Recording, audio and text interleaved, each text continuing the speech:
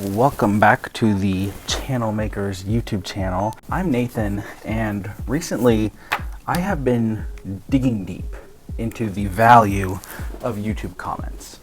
Now, at face value, YouTube comments are a great way for people to give you feedback on your video, to tell you what they like, what they don't like, and to interact with each other. But I think the true value of comments is very commonly overlooked. Let me tell you why. Comments are typically overlooked as high value because such a small percentage of your audience ever comments. It's probably somewhere between 0.5% and 5% of your audience are ever leaving comments on your videos. But that aside, I want you to ask yourself the question, what opportunities does your audience have to interact or to feel a sense of community on your channel? I think it's something that's really important for us to think about. Where does our audience get to interact with us? We all know that the value of YouTube is that there's community. We all know the importance of building that community on our channel, but if you think about it, there really aren't that many places for your audience to interact on your channel. The first and probably most obvious one is the community feature on your channel, where you can pose a question or post a topic for discussion. The second one is obviously the comment feature on your videos, but then other interactions like likes or dislikes. The subscribe button is one that I would consider as well, which, by the way, likes and the subscribe button are sparkly now, so go on, give it a try.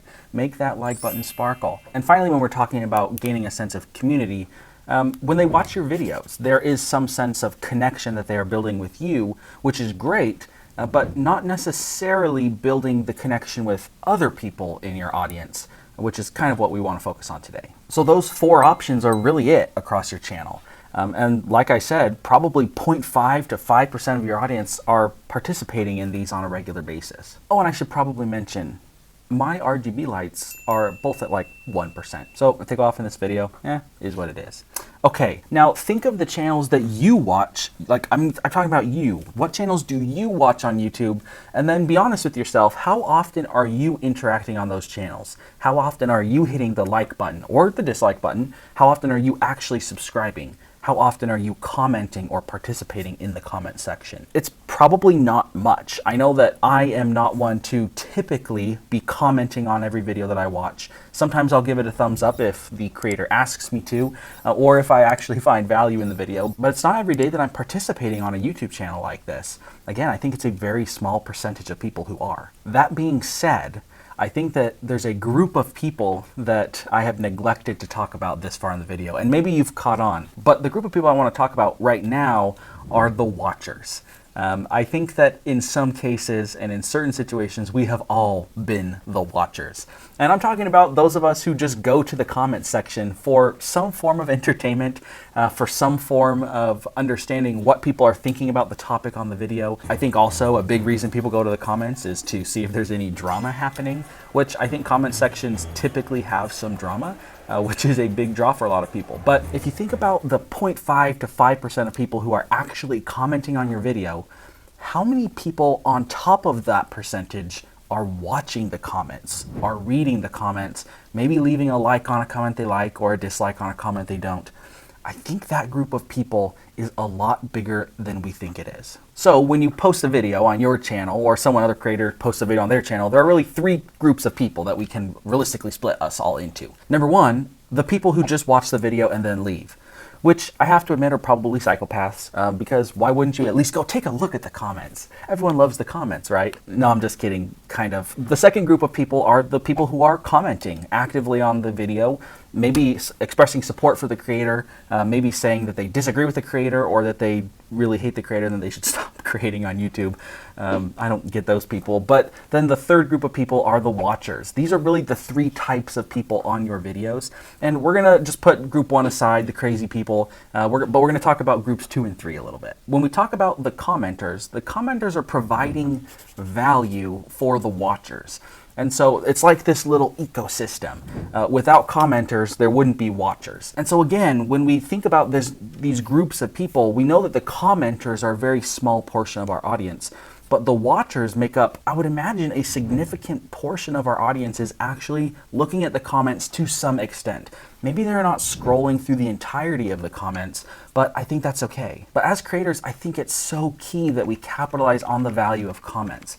And for those watchers who do look at all the comments, that's great. But I think for many people, they'll at least scroll down to look at the top maybe 10 or 20 comments. And that's where you as the creator have so much power.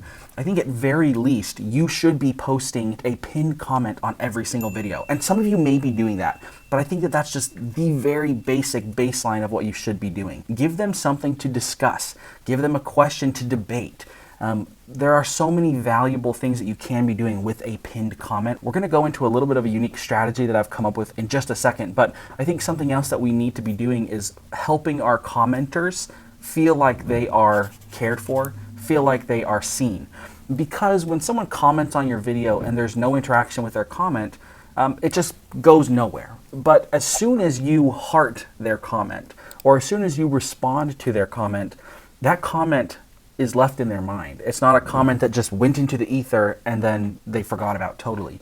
They will remember the time that you interacted with them. They will remember the time that you responded to their comment. You should at least be going into the comments in your YouTube studio once or twice a week to go through some of the comments and respond to them, especially giving preference to those comments on your most recent video that just launched so that you can get to people right when they comment. Now here's a comment strategy that I guarantee you have not tried before, but you're going to want to. Think of your channel like a marketing engine.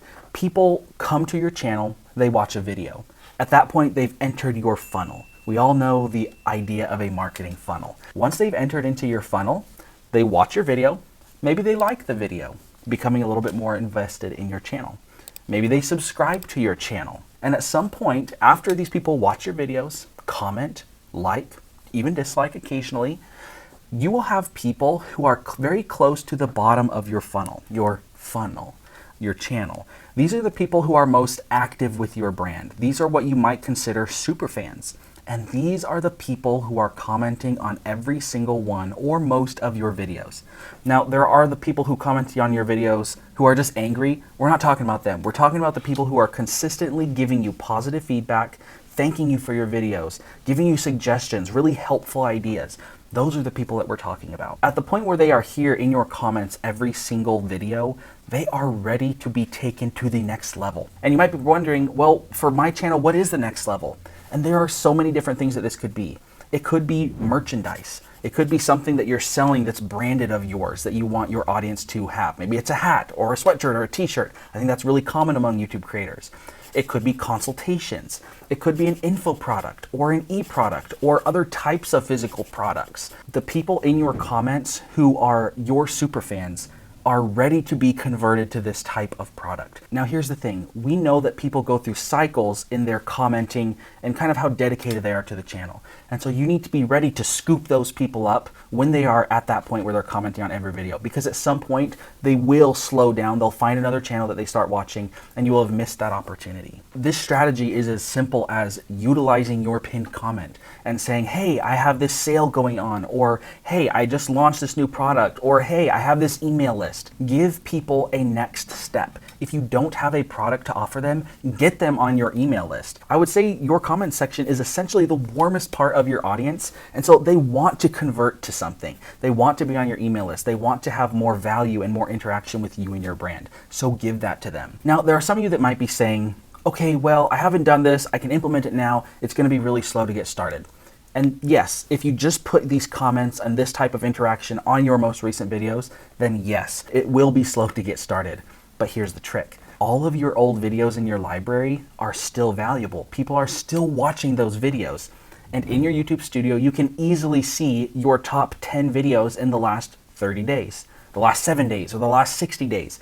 Go to those videos and see which ones are getting the most views still. I guarantee you, if they're still getting decent views, they are also still getting views in the comment section. So go to those videos and implement this strategy across your last 10 most popular videos. You will find that those people who are still commenting, still reading your comments there, are going to be converted to whatever it is you're converting your audience to. And not only are you doing this for your commenters, but the people who aren't commenting, but they're just watching, those people are also ready to be converted.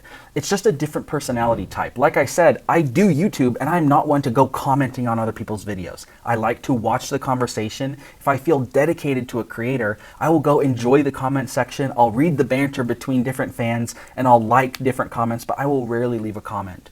That being said, I have still bought products from creators that I've never left a comment on their channel. Let that be a lesson that you could convert that 0.5 to 5% of commenters, but also that additional percentage of people who are just watching the comments on your videos. This is something that I am certain is going to improve your conversion strategy and keeping your viewers warm kind of at the bottom of that funnel so that you can give them extra value. It could be something as simple as upgrading them into a membership like Patreon or a YouTube membership. Give your viewers what they want. They want to be converted, and this is the group of people who will be converted and will stick around a little bit longer and provide you extra value on your channel by subscribing to something else that is paid, whether it be a product or something else. When you're in your comment section with a purpose, posting those pinned comments, giving those people an opportunity to become even more invested in your brand, you will find that your interaction in the comments not only becomes more meaningful, but it's also going to become easier to do, and you're going to be able to focus on keeping your most dedicated followers focused on you to become even more dedicated to your brand. I'm super excited about this strategy. I think that it will work really well. If this is something that you've tried, let me know in the comments the success that you've had with it,